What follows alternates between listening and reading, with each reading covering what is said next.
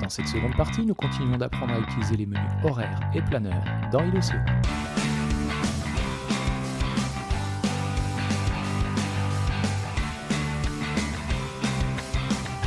Donc là, il vous faut impérativement remplir 2 semaines consécutives. Donc si on considère que la semaine du lundi 7 septembre est la semaine A ou la semaine B, comme je l'ai dans mon calendrier, eh bien il faut impérativement rentrer la semaine A dans la semaine d'après. Donc vous basculez sur la semaine suivante et vous rentrez de nouveau votre emploi du temps, mais cette fois dans la configuration de la semaine A ou de la semaine B.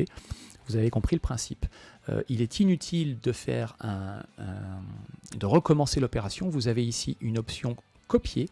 Donc si vous appuyez dessus, vous pouvez tout simplement dupliquer la semaine intégralement et vous aurez juste à changer les quelques cours où les créneaux horaires sont modifiés.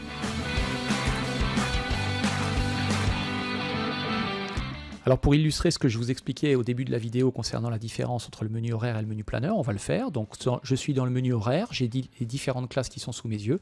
Donc le menu horaire est un raccourci vers mes classes. Si j'appuie dessus une fois, j'accède directement donc aux différents menus concernant la classe de 6e 4, donc à savoir le carnet, le plan, l'agenda, les notes concernant la classe. Je peux revenir en arrière ici et je fais la même chose avec n'importe quelle classe. Donc c'est un moyen rapide d'accéder à vos différentes classes. Alors que le menu planaire, si jamais j'appuie dessus, si j'appuie sur une classe, cette fois ce n'est pas un menu qui me permet d'accéder à la classe, mais c'est bien une fenêtre qui s'ouvre dans laquelle je vais pouvoir rentrer le contenu de mon cours.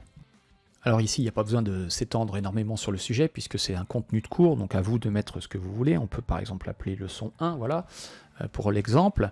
Et puis, si vous appuyez sur fermé ici, vous voyez ici le contenu qui va apparaître, donc vous pouvez faire ça sur toutes vos classes et ça c'est tout l'intérêt du planaire. Vous appuyez donc sur le petit trou cranté en bas à gauche pour ouvrir votre menu, vous sélectionnez écran principal, vous voyez ici dans la liste à droite première vue, quelle est la première vue qu'IDOCEO va afficher en s'ouvrant. Donc là pour l'instant on est sur la liste des classes, vous pouvez choisir horaire ou planaire.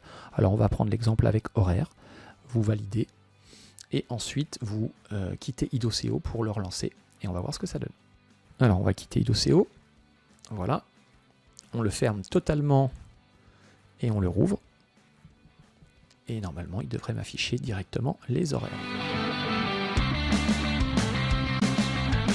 Vous êtes dans le menu horaire, vous allez donc sélectionner une classe, vous appuyez dessus, vous rentrez donc dans le contenu de la classe et vous allez sur son agenda et vous voyez ici différents menus qui apparaissent et vous avez le menu timeline. Alors nous sommes déjà dessus.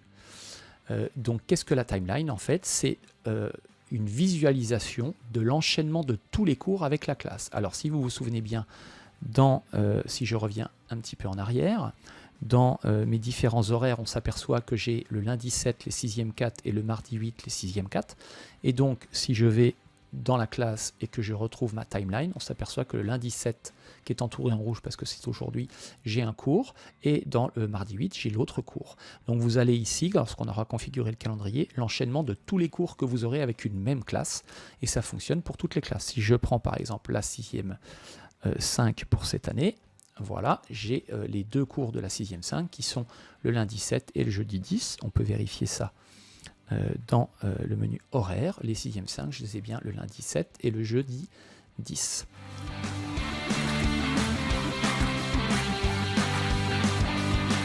Vous retrouvez sur cette fenêtre dans laquelle vous allez pouvoir créer un nouveau calendrier. On va l'appeler année scolaire 2020-2021.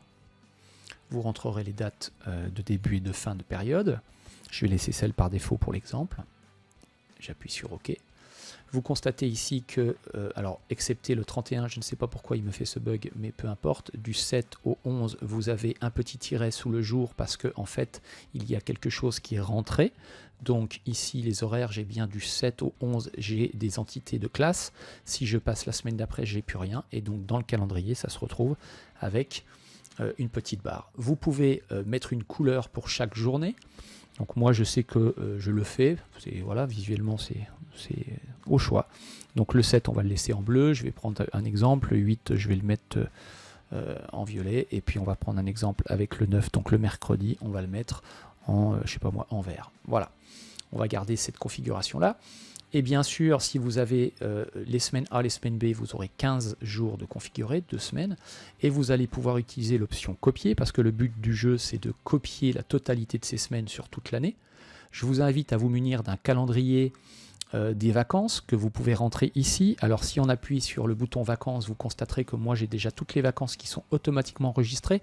Je vous rappelle donc le lien avec Google Agenda, donc c'est pour ça que je n'ai pas à rentrer une seule vacance, tout est fait automatiquement si vous utilisez un calendrier ICS du Google Agenda, sinon vous le faites à la main de période en période. Et une fois que c'est ça, vous n'avez plus qu'à copier vos semaines avec le menu copier. Alors on va faire l'exemple pour la semaine prochaine par exemple.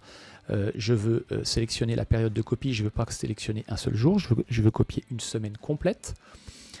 Il me propose la sélection en cours, elle est pour l'instant du 7 au 13, donc on est bien sur la semaine du 7 au 13.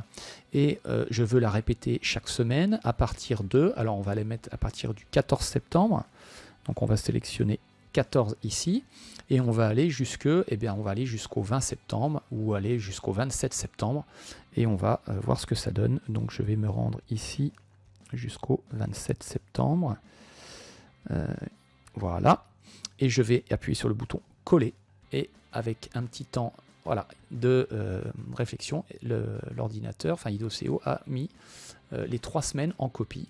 Donc vous pouvez faire ça pour toute l'année, ce qui signifie que dorénavant, si je vais dans le menu horaire, j'ai maintenant mes 3 semaines jusqu'au 27 septembre qui sont configurées. C'est tout l'avantage, on ne va pas tout refaire pour toute l'année. Je ne l'ai pas reprécisé tout à l'heure, je vous le remontre quand même. L'option copier comporte la possibilité de copier 2 semaines d'un coup. Cela va concerner toutes les personnes qui utilisent des semaines A et des semaines B. Cette fonction sert à ça, donc vous pouvez copier 2 semaines d'un coup sur toute l'année. Soyez cependant vigilant avec les périodes de vacances pour ne pas créer de décalage.